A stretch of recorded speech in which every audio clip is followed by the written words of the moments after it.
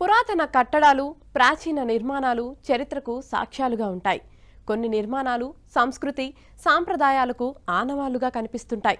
ఇందులో మెట్ల బావులకు ఎంతో ప్రాముఖ్యత ఉంది. ఇప్పటికే హైదరాబాద్తో పాటు శివారు ప్రాంతాల్లో ఎన్నో మెట్ల బావులు బయటపడ్డాయి. వాటిలో కొన్నిటిని పునరుద్ధరించగా మరికొన్నిటి పనులు చివరి దశలో ఉన్నాయి. నమస్తే. ఏదైనా ఒక ప్రాంత చరిత్ర గురించి తెలుసుకోవాలంటే అక్కడ ఉన్నటువంటి పురాతన కట్టడాల గురించి తెలుసుకుంటే సరిపోతుంది. అలాంటి చారిత్రక నేపథ్యం ఉన్నటువంటి మెట్లబావి రంగారెడ్డి జిల్లా మహేశ్వరంలో ఉంది. 400 ఏళ్ల ఘన చరిత్ర ఉన్నటువంటి ఈ మెట్లబావిని ప్రస్తుతం పునరుద్ధరిస్తున్నారు. ఇంతకీ ఈ మెట్లబావికి ఉన్నటువంటి ఘనమైనటువంటి చరిత్ర ఏంటి, ప్రస్తుతం పునరుద్ధరణ పనులు ఎలా జరుగుతున్నాయి, ఇక్కడ ఉన్నటువంటి స్థానికులు ఏమంటున్నారు, ఏబిఎన్ స్పెషల్ స్టోరీలో తెలుసుకుందాం.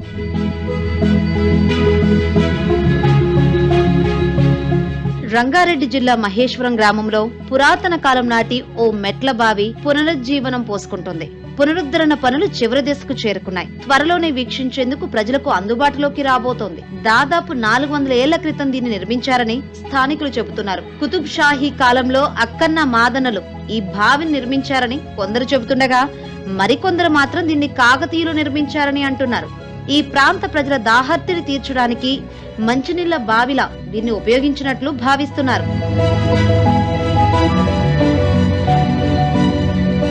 ఈ మెట్ల బావి పై భాగం నుంచి దాదాపు 78 ఫీట్ల లోతు కలిగి ఉంటుంది.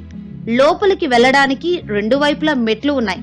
సొరంగ మార్గం కూడా ఉండేదని స్థానికులు చెబుతున్నారు. గత ఏడాది వరకు ఈ మెట్ల బావి అంతా చెత్తా చెదారంతో నిండి ఉండేది. పిచ్చి మొక్కలతో అపరిశుభ్రంగా ఉండేది.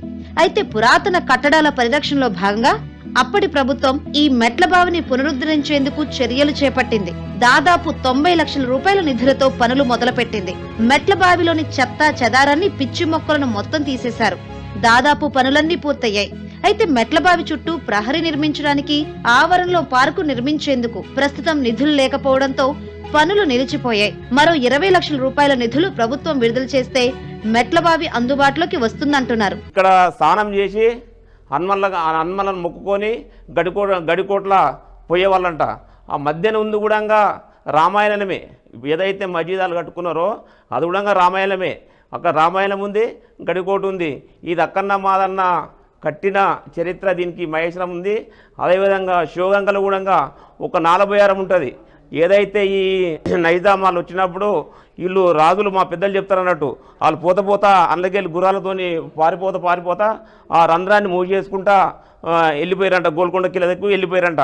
ఈ మెట్ల బావి పునరుద్ధరణ పనులను త్వరగా పూర్తి చేసి మహేశ్వరాన్ని పర్యాటక ప్రాంతంగా తీర్చిదిద్దాలని స్థానికులు కోరుతున్నారు. చూసారుగా ఎంతో అందంగా తీర్చిదిద్దుకున్నటువంటి మెట్ల బావిని. అయితే పునరుద్ధరణ పనులన్నీ దాదాపు చివరి దశకు చేరుకోగా ప్రస్తుతం నిధుల లేమితో పనులన్నీ కూడా ఎక్కడికక్కడే ఆగిపోయాయి. అయితే ఇక్కడి స్థానికులు మాత్రం ఆగిపోయినటువంటి పనులను వెంటనే ప్రారంభించాలని, ప్రభుత్వం వెంటనే నిధులు విడుదల చేసి ఈ మహేశ్వరం ప్రాంతాన్ని మొత్తం కూడా పర్యాటక ప్రదేశంగా తీర్చిదిద్దాలని కూడా వాళ్ళంతా కోరుతున్నారు. జర్నలిస్ట్ పనితో శ్రవణ్, ఏబిఎన్.